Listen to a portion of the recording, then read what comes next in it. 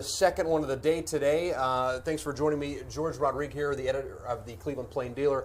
George, thanks so much for sitting with me. I got to talk to you because you started in the print business back. I mean, I looked back into the 80s. You're still there winning Pulitzers. The 1880s. It was before there were Pulitzers. Yeah.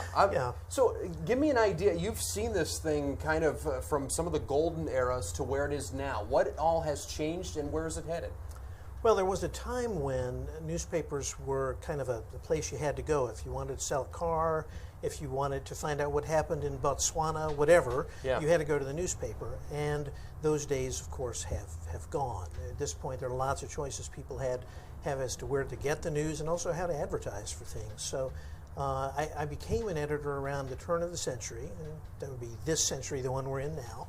And at the time, we were still making more money than we knew how to count. But the advent of the internet changed all that very rapidly, and in ways we just had to adapt to. Newspapers still have a lot of nostalgia to people. For example, I have the Cleveland Plain Dealer from when my daughter was born hanging up at my house. I don't have our newscasts, playing on a loop there. Is that something you can tap into? How do you, circulation's been declining for a while for newspapers all over. Does it come back up? Well, two thoughts on that. One is, yes, when there's a big event, people want the newspaper. When the Cavs won the championship, this facility we're in now was stuffed full of cars. We sold something like 1 million newspapers at $1.50 each because people wanted to commemorate that event.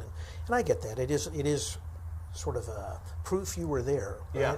But in terms of business, you got to be good day to day. You got to have current value for your readers, or why would they keep coming back to you? Put another way, if you had to make a living only selling lots of stuff when Cleveland teams won national championships, how long would you be around? There's been one of those in the past 50-something years. Yeah. All right. You mentioned digital. That's been kind of one of these waves that's going on right now. The Plain Dealer at Cleveland.com, to people that are watching right now that may not understand exactly how that relationship works. Is it a right hand and a left hand? Is it a cousin? Do you guys work together and collaborate? Is it competition? How does that work? It's an interesting relationship, and it's really two sister companies, each contributing to two different products. So everything that our staff here at the Plain Dealer writes goes on to Cleveland.com. And everything that Cleveland.com produces goes on to Cleveland.com, but also, of course, is available to the Plain Dealer. So I would describe them as far and away our best supplier of content. But it's a separate company, and we don't really collaborate so much as get along and cover the news each in our own way. Is that something that, if you were running both ships, would you try to get more collaboration, or do you like that they're kind of separate entities and we're going to focus on what we do and you're going to focus on what you do? Kind of depends on the days. I mean, there's sometimes when you might want to be able to bring people together from both newsrooms because there's a special skill set that a story requires. But on the whole, I think it's been healthy for us that we've been able to focus here at the Plain Dealer on the needs of subscribers. And it's probably been a terrific thing for Cleveland.com that they've been able to focus very intently on the needs of people who want to come in and read digital news. There is a certain beauty to specialization, and I think we're probably evolving into an era where we need to be thinking about digital subscribership. Maybe that'll sort of allow each newsroom to contribute in its own way. I feel like you talk a lot about serving the community, and that's, I think, a reason why people like us get into journalism. That's why we want to be able there to inform and help protect and keep communities together. At what point do you feel like, newspapers have, in yours in particular, the last decade has just been kind of cutting down the newsroom. Is there a line in which you get to, you feel like you can't serve the community anymore? Look, I think every job in any industry that's lost is, at least it's a tragedy for the person in that job. Yeah. And in terms of any newsroom, obviously every loss is a loss of content. That's not good. I think the trick for us is to find better ways to tell the stories we're still telling so that they mean more to readers and matter more to readers, right? So for our staff, the challenge is, however many of us there are, what's the best use we can put every minute of our lives to? And we're working on that now, and I think that we'll do some things that people will like. Do I wish that I still lived in a world where every newspaper like this had 700 employees? I do. Right. But that's not the world we're in, and so the challenge is to make the most of the resources we have. I want to jump online and see what people are asking in. Again, if you're first time watching, let's be clear, or tuning in on our social channels, leave your question in the comments section. I'm getting fed some of those questions here for George Rodrigue, the editor of the Cleveland Plain Dealer. There's a question from Twitter. Has there been any conversation in transitioning the Plain Dealer to a nonprofit 501c? No, right now we're still a for-profit enterprise. We have looked at the possibility of partnering with some nonprofits to find new ways to tell stories or new ways to disseminate our news. But right now, we're still a commercial enterprise. And one of the things about being a newspaper is if you're not making money, if you start to lose money, you can lose so much money so fast that it's hard for anything but a really deep-pocketed nonprofit to sustain those losses. Yeah. So I think our challenge right now is to be good enough that we remain commercially viable. Another one, this is from Eric. It seems like the Plain Dealer at Cleveland.com are playing two different games with two different business models and visions. What do you want readers to make of that? I want readers to buy subscriptions to the Plain Dealer. And I want them to work with us to help figure out what stories we should be telling. And if they've got story tips or questions, I want them to send them in. I want to work well with our readers because in my world, readers are subscribers. They're literally putting kids through college, right? And we need to have as close a relationship with them as we possibly can. I was going to ask about your relationship with readers. What is that like? Who is the average Plain Dealer reader right now in Northeast Ohio? Well, all I can say is I love every single one of them, and I can't say that often enough. For the most part, like we did a survey. What do readers want? And if you're a professional journalist, they were really the answers were completely heartening. They want more watchdog coverage. They want more coverage of things that would help contribute to solutions to community problems. They want help with building careers or helping their kids sustain a career here in Cleveland because the economic environment can be challenging. Yeah. And they want help raising a family and caring for their parents, right? They want us to be useful to them in ways that we want to be useful. So I'm all for that. I mean, we do it with surveys. Several times a month, people can answer a question that I pose, via email or through a survey. And I swear to God, I look at every single answer because those guys they're sustaining us. How hard is it? You're talking about the days of 200 reporters, and you could have someone at every city council meeting from Strongsville to Twinsburg to Cleveland. How do you pick now? When you have this staff, how do you pick what council meeting to go to on a weekly or daily basis? That is a real challenge, and I think that probably the answer is we used to write a lot of stories about city council meetings, and some people read them, and they had some utility, but I don't think very many people built their days around them. So now we look for chances to pull together big trends or to say, well, they're spending a lot of money over here, but here's how they're spending it unwisely. Or there's a lot of guys on this city council, and if we had to pick just one to look at really carefully, we'd pick that guy, right? So we're trying to come up with stories that just matter more from the start because we don't have time to go to every city council or school board meeting anymore. I want to jump back online. See, Tim asked what sort of requirements are needed for a reporting job with a Plain Dealer?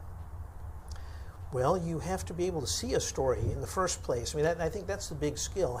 A million things are going on out in the world, and you need to be the kind of person who can say, that could turn into something. And then you have to have the skills to go get the story. Yeah. And then you need to be able to write it.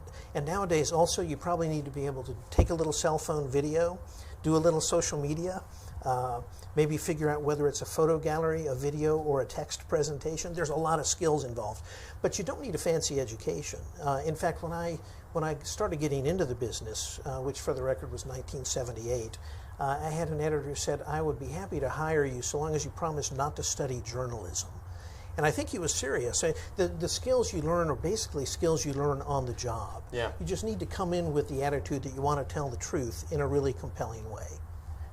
This is, something that I think everybody's facing from TV to newspaper. The landscape is changing a lot. You mentioned being able to take photos, and is that a gallery, and is that, a lot of times we're trying to go digital first in TV now, or if it's news, it goes out in a tweet, it goes out in a web story, and then we're going to have it at 6 too. We're going to break it down for you, but we want to get it out there. Do you guys approach it that way, or do you get a story and it's still, we're going to sit on this and nobody else has this, so we're going to save this for Sunday? So the days when we could sit back, smoke a pipe, and wear our tweed jackets, they're kind of gone. You mean there's no tweed in this building right now? I confess I have a tweed jacket up there. But for the right kind of story, sure, sometimes you can wait. If you are really certain that it's yours alone and no one can possibly match it, that's the thing you might hold for Sunday. Yeah. And sometimes we do. But the vast majority of stories are at least potentially competitive. And far too many times in my life when I've thought, we can wait on this one, I've been wrong. You paid for it. Yeah, it's a competitive atmosphere. There are a lot of news organizations here in Cleveland. So, we save some things. But if it's real news, hot news, we put it out right away. Cleveland Plain Dealer, the iconic look changing in a couple of weeks with a redesign. We're going to have a redesign. Partly that's a consequence of the fact that we're going to be using a centralized production system, like a lot of other newspapers in the country. And there's some real advantages to the new design. I have a secret fear that some of our readers might say, whoa, this is different. And my only plea, which I would make to everyone listening to us right now, is give it a try, because I think you'll find it easier to find things, easier to read stories. There's some real practical advantages to the new design, which I could say you can read about in my frequent columns in the Plain Dealer. There you go. Yeah. The redesign done at Advanced, right? The redesign, centralized hub. The redesign is I guess you'd say, a feature of using the production facilities that Advanced Local has been offered to contract to us. So the copy editors here, is that shifting away from that, or? We are holding on to several copy editors, but I think it's fair to say that the nature of the copy editing job is changing everywhere. Yeah. There was a time, like I was a copy editor for a while, and I might edit 5 stories in a night. And nowadays, a copy editor here today will edit 10, 15, 20 stories. And at that pace, it's hard to be as thorough as we used to be. Yeah. So we rely more on, we would call it the assignment desk or the origination desk, to send copy over clean enough that the copy editors can focus on things like putting on a good headline and making sure the top of the story reads well. I want to jump back online here real quick and see what other questions are coming in. The redesign, we got a question about that, so we figured that out. David asked, how do layoffs lead to better paper revenue over time? I'm not sure they lead to better revenue. I think they help you cope with declining revenue. I mean, the solution to everything is increasing revenue. And that's a tough thing to ask for in our industry today. But I will say this, one of the reasons I love Cleveland is that our subscribers here have been incredibly loyal to us, and in fact our rate of subscriber loss has been less bad than we had thought it might be. Right? So people are hanging on to us, people are still supporting us, and that's a terrific thing. And the more that happens, the richer we can remain in terms of the news we provide to people. Amy wants to know, does it seem newspapers are going to the TV model and TV to the newspaper model, or is it the digital effect? Are we switching roles a little bit? We might be. So there's a couple things going on here. One is the newspaper itself, the printed newspaper, is staying a newspaper. Right? We still, like, in the course of the day on a major breaking news story, we might file 3 or 4 times, as TV would, right? Yeah. Online, we act kind of alike because we're competing in the same medium, and people have a similar set of expectations. The printed paper is going to contain the last best version of our report, kind of like your on-air broadcast would. And it will be what newspapers always did. It'll be explanatory. It will help people understand the news. It'll try to get a little bit ahead of the news. We'll try to use graphics and other visuals to help people sort of understand the story without even having to read it. Yeah. So that's a newspaper thing. But when you're online, you've got to live like the online animals live. Jump back here. Throwback to what print does better than other mediums. Watergate jumps to mind. We think of the Boston Globe breaking the whole Catholic priest scandal.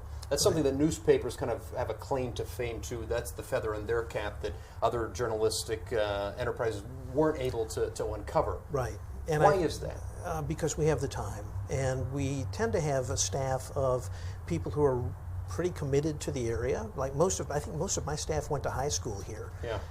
And they're deeply rooted. They know everything and everybody. So they've got expertise, and they work immensely hard, and they have the time, because we know that we need to give it to them, to get into that kind of depth reporting. I mean, we've spent 4 years on the lead story.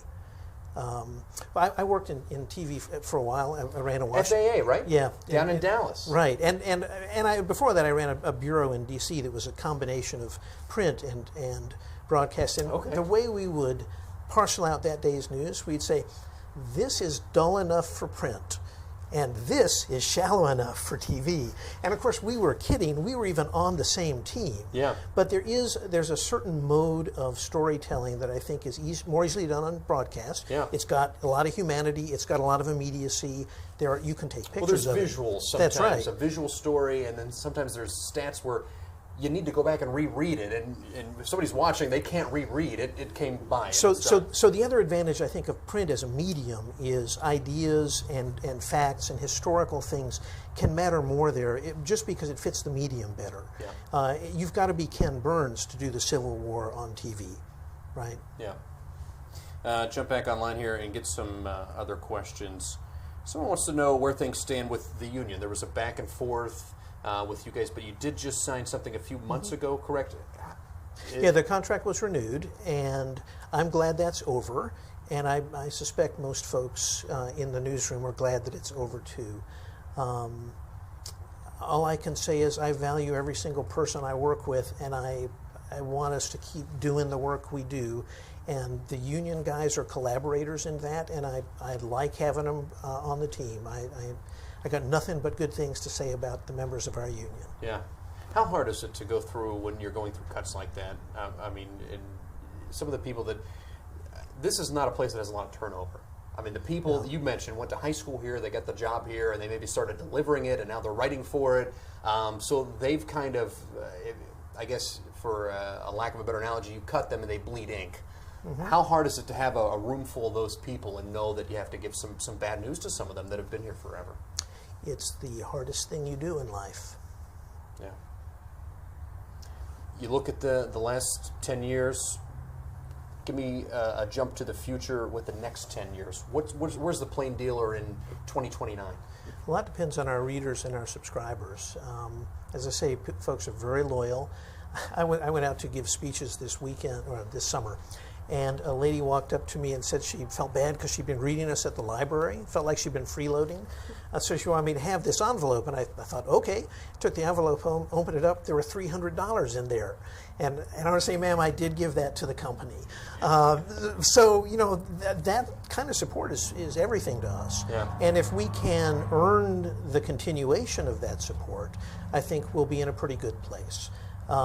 Newspapers are expensive to produce and expensive to distribute, and so the risk is that we kind of run out of money to do that, and then we have to do only digital news. And I think that could happen in some communities. I'd like to keep the Plain Dealer going for a good long time because I think there's a certain heft to a newspaper that is good. I think when you read things on paper, you remember them better. And I think that the newspaper here, even today, is a source of sort of a common agenda for the city. It's a source of a sort of a common set of concerns, and it's a kind of a public square where through the columns and the letters to the editor, right, people can have I guess you'd say, a set of interactions that mean something. So I would be sad if that went away. But my primary goal is to continue producing local news that matters, however that's distributed. In 10 years, it may be beamed right to a microchip in each of our brains, and I'll be fine with that so long as we're still doing stuff that contributes to the community. I want to jump back online here and see what else we got coming in. So, home delivery Wednesday, Friday, Saturday, Sunday. Mm-hmm. Why Wednesday? Food is a thing, and if you think about the days we deliver, there tends to be a sort of a section that sets that day apart. So for us, the taste section is a thing. Wednesday was also a sort of a common day for delivery of that kind of, at one point, advertising, but also news. And also, it's a long time since Sunday by the time you get to Wednesday. Yeah. We're talking a lot about newspaper in the future here and how much of an institution it's been in the past. It reminds me of a phrase you probably don't want to associate with, but too big to fail. Are newspapers too big to fail? Can you ever imagine a time when we don't have at least one that you can grab, even if it's a once-a-week thing? I mean, nothing's too big to fail. I mean, everything in life eventually ends. Dinosaurs were large, and they're not with us any longer. So I think you have to adapt to the environment you're in. I think what you try to be is too essential to fail, and that's more a product of the depth and quality of your work than the delivery medium. Adam wants to know, how much do headlines really mean anymore? It's like Twitter and other social media platforms that have been introduced into basically society. Mm-hmm.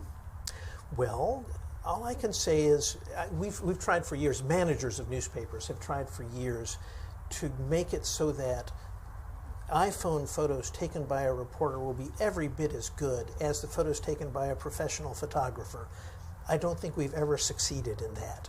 There's a guy in that building named Skip Hall who writes the headlines for our sports section.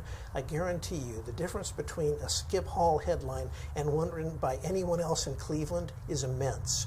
And headlines, they're just the top of a story, right? Yeah. My professional advice for anyone who wants to be a good citizen is read the whole story, because no headline can completely reflect the nature of the story. But the headline is it's the personality of the newspaper. It's a thing that tells people whether you're funny or crazy or fair. And I think that having good headlines is a really terrific asset for a newspaper. We're talking Twitter here and its effect on like headlines, but has that affected the way that you guys write stories now? When there's a massive group that people call millennials that may be on the back end or front that are used to basically ingesting things in 120 characters, or they're the ones, maybe to his question, headlines matter more than anything else because that may be the only thing they read that day. Right. Does that change your philosophy or how you maybe went into this redesign at all? Or good question. I would say that what's happening on Twitter influences the way we behave on Twitter. Okay. But I'm acutely aware that, for instance, in the news world, Twitter is intensely followed by people who cover politics and almost no one else, right? I mean, so we try to be a good newspaper when we're in the newspaper mode. Yeah.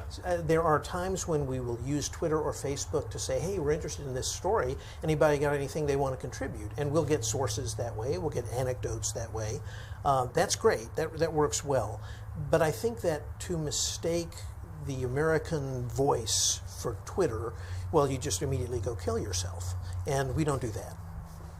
I want to see real quick here if there's anything else. Getting up here. Twitter user wants to know if the PD and Cleveland.com have to walk the same editorial line. Well, everything that is in the Plain Dealer has to meet the standards of the Plain Dealer, no matter where it comes from. AP, Cleveland.com, anywhere. And everything on Cleveland.com has to meet the standards of Cleveland.com. Fortunately, both newsrooms are full of highly professional people who do their jobs well, so as a practical matter, this isn't such a big thing.